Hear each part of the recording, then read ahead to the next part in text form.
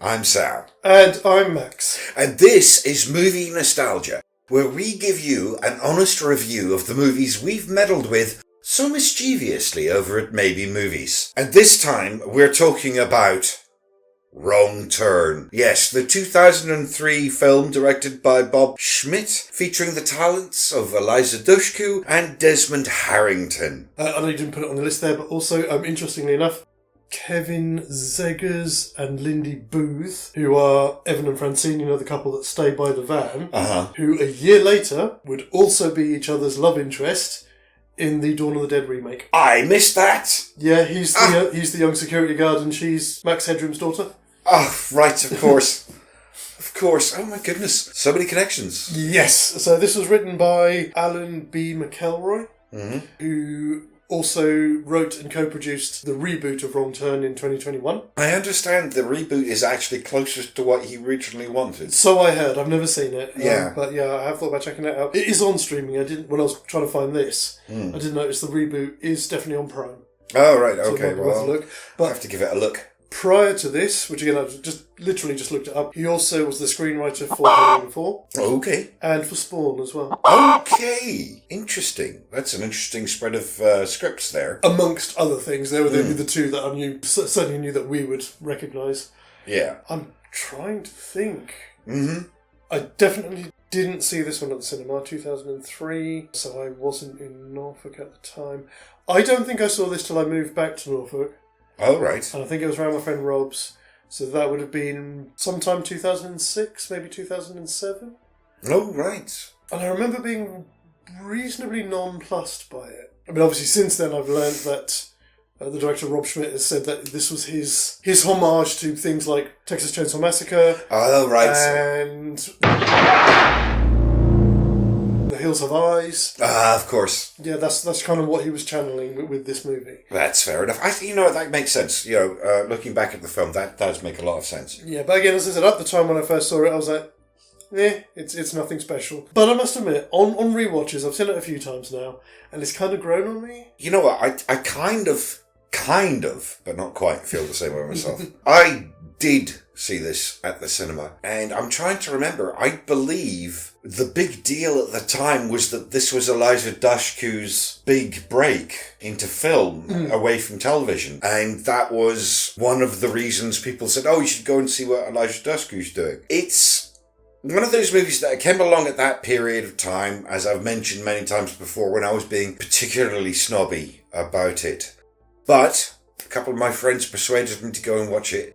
And it was an interesting view. It's like there are so many parts of it that are like a classic slasher, quasi, hunting kind of movie. But there were a number of places where in the usual movie the characters would have been incredibly stupid. And instead they're at least moderately sensible.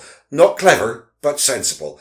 And I'll give them credit for that. I mean, when it comes to slashers and monster movies of a certain caliber, too many of the main characters are just morons. And it's nice watching a film with people trying to do their best to save their own lives and not just be fodder for the machine. Yeah, I do wonder if that's to do with what we were talking about earlier, because apparently in the original script, the characters were supposed to be more late 20s, but because they wanted to kind of market it towards the sort of the teen horror fan market, or the late teen... That was the thing coming out of the late 90s. It was all teens. Yeah. Everything was teens. It was all triangle movies. Yes. Oh, with the V at the front of the cover. Yeah. Oh, the triangle movies. I hated them. But I don't just hate them because they were bad movies, but I also hate them because they destroyed the movie poster. That was the end of the classic movie poster. As much as you might like to choose who you want to blame, that is when it happened. That is when classic movie posters that entranced you and enthralled you and gave you an idea of something that probably didn't exist but was worth looking at nonetheless went away. And it was just a photograph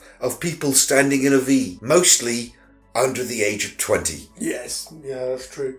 Yeah. But these characters were, even then, they were a little bit older. They're 22, 23. Something They're like not college kids. They're post-college kids, aren't they? Yes, they've got as you said, they've got a little bit more going on upstairs than your usual victim fodder in a horror film. There's some good characterization. I mean, our lead kind of sucks, and it's not his fault. He wasn't given much to do in the script. But what's his name with the other shirt? Is it Chris? No, Chris is the lead, which is Desmond Harrington. He was Steve. Steve. He's an amazing character. He's got this nonchalance. He's got this caring attitude. He's a very well-rounded character for such a backwoods movie, if you'll excuse the expression. I mean, it's interesting because, I mean, as you say, Desmond Harrington isn't really given a lot to do apart from sort of be a little bit smouldering and things like that. I mean, I always know him, I think before I saw this, I knew who he was because he's in Dexter. Oh! Yeah, he's Detective Quinn in Dexter. I think he turns up at,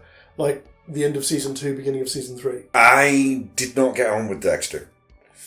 We will not go off on a tangent. Yes, I didn't get on with Dexter. But yes, understanding what you're talking about, of course. Yeah. I mean, you did, he proved his chops in that. So I was expecting good things when I saw this. And obviously this is prior to that. And as you say, he isn't given a lot to do. Apparently Liza Dushku did all of her own, or not all of her, most of her own stunts for it.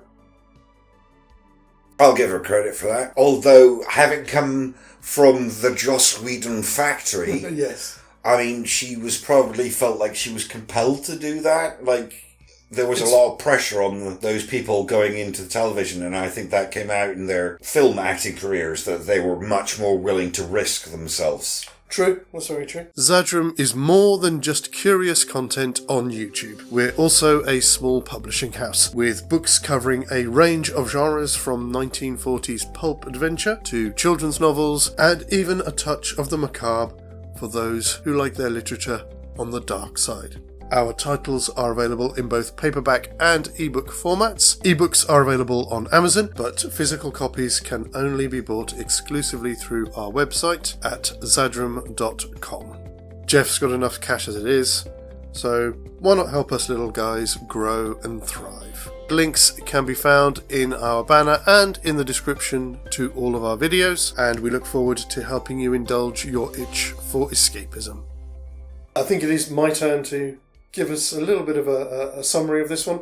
So it's very simple. There's 5 friends and then a stranger in the character Chris, played by Desmond Harrington, who meet each other on a back road out in the woods in West Virginia after one of the vehicles is nobbled by some barbed wire. Mm-hmm. And in an attempt to find their way out of the situation, they encounter a trio of murderous, cannibalistic mountain men who have got their eyes on them as their next meal. And that's about all you need to know going in, really. Yes, I mean, it's all about the backwoods, it's all about the mountain man, it's all about the would-be cannibal. There's a lot of connotations that are never fully played out in the film, but are clearly indicated. Yes, yeah. There's a lot in the movie that clearly indicates they're cannibals, but it doesn't dwell on it. No. Which I appreciate for this type of film. There is a certain tendency for certain genre films to lasciviously linger on the more macabre elements of their films. And this film did a really good job of balancing it. They showed us enough to let us know what was going on without telling us, and then let the movie move at its own pace. And I have to admit, I appreciate that. I mean, when it comes to late 90s, early 2000s films, I have to admit, I give this a lot more grace than I do other ones. Yeah, they don't wallow on the graphicness of that side of it. And again, the pace... Once the pace gets going, it doesn't let up all that much. No, not at all. I mean, you can tell that by the runtime. It's only 1 hour and 24 minutes. Yeah. And the pace keeps going, which is good.